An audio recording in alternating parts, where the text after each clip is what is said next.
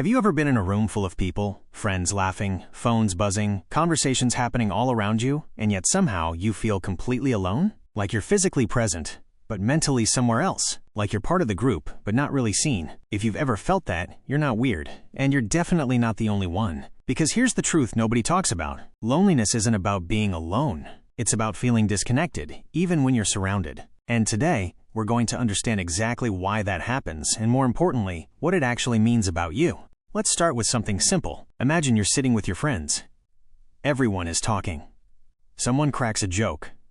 Everyone laughs. You laugh too. But inside, you're thinking, why don't I feel anything? You check your phone. You scroll. You pretend you're busy. But deep down, there's this strange feeling, like you don't fully belong there. Now here's the interesting part. Most people in that same group have felt that exact thing at some point. Yeah.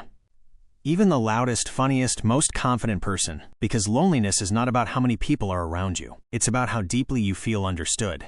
Let me explain. You can have 100 friends, but if none of them actually get you, your thoughts, your fears, your weird late-night overthinking, then your brain goes, cool, but I'm still alone. It's like being in a group chat where everyone is talking, but no one is really talking to you. And you're just there, reacting with emojis. That's modern loneliness. Now here's where it gets a little deeper. There are actually different types of loneliness. First, there's physical loneliness. That's when you're literally alone. No one around. That one's obvious. But the second type is more dangerous. It's called emotional loneliness. And that's when you're surrounded by people, but you feel like no one truly understands you. No one sees the real version of you. Only the edited version you show the world. And that hits way harder. Think about it. How often do you actually say what you're really feeling? Not the I'm fine version, not the it's nothing version, but the real one, the honest one. Probably not that often, right? Because somewhere along the way, we all learn something.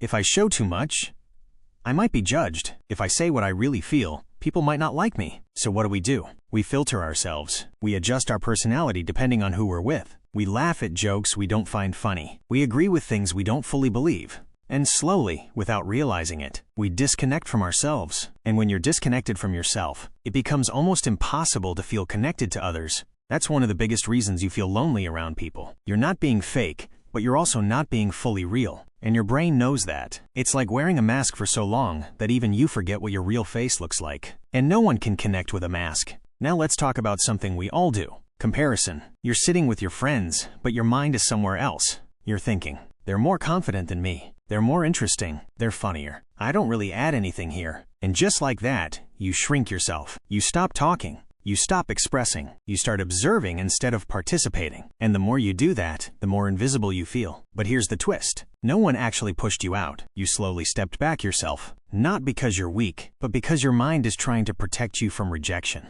Another reason this happens is because of surface-level connections. Most conversations today look like this. What's up? Nothing much. Same. And that's it. We talk, but we don't connect. We share updates, but not emotions. We send memes, but not meaning. It's like eating junk food. Feels good in the moment, but leaves you empty. Your brain doesn't want just interaction. It wants depth. It wants to feel seen, heard, and understood. And when it doesn't get that, it creates that feeling of loneliness. Let's be honest for a second. When was the last time you had a real conversation? Not about school, work, or random gossip, but about life, about fears, about dreams, about things that actually matter. Yeah, it's rare. And that's exactly why loneliness is increasing, because connection is becoming shallow. Now here's something a bit uncomfortable. Sometimes, the reason you feel lonely around people is because you're not with the right people. Not everyone you hang out with is meant to understand you deeply. Some people are just for fun. Some are just for time pass. And that's okay. But expecting deep connection from every person is like expecting every song to be your favorite. It doesn't work like that. But there's also another side to this. Sometimes,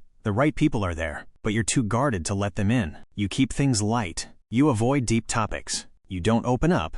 And then you wonder, why doesn't anyone understand me? But connection is a two-way street. People can only understand what you allow them to see. Let me give you a simple example. Imagine you're holding a book, but it's closed, and you're expecting someone to read it. Sounds impossible, right? That's exactly what happens when you don't open up. Now don't get me wrong, you don't have to tell everything to everyone, but if you never show your real thoughts to anyone, you're basically choosing loneliness without realizing it. Another big reason is overthinking. Your brain is constantly analyzing everything. Did I say something wrong? Do they think I'm boring? Should I have stayed quiet? And while everyone else is just chilling, you're stuck in your own head. And when you're too busy thinking, you stop experiencing the moment. You're there, but not really there.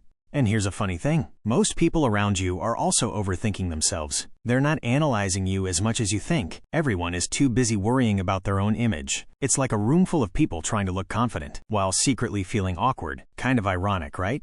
Now let's talk about social media, because we can't ignore that. You see people posting group photos, laughing, smiling, living their best life. And you think, why don't I feel like that? But what you're seeing is a highlight, not the reality. No one posts the moment they felt left out. No one posts the silence after the laughter ends. So you compare your real life to someone else's edited version. And that comparison creates even more disconnection. So where does this leave us? If loneliness can happen anywhere, even in a crowd, then what actually fixes it? Here's the truth. Loneliness doesn't go away by adding more people to your life. It goes away by adding more realness. Start small. Next time you're with someone, instead of just asking what's up, ask something real. Are you actually okay? Or say something honest. Lately, I've been feeling a bit off. You'll be surprised how quickly conversations change when someone breaks the surface. And also, get comfortable being yourself. Not the perfect version, not the impressive version, just you. Because the right people don't connect with perfection. They connect with authenticity.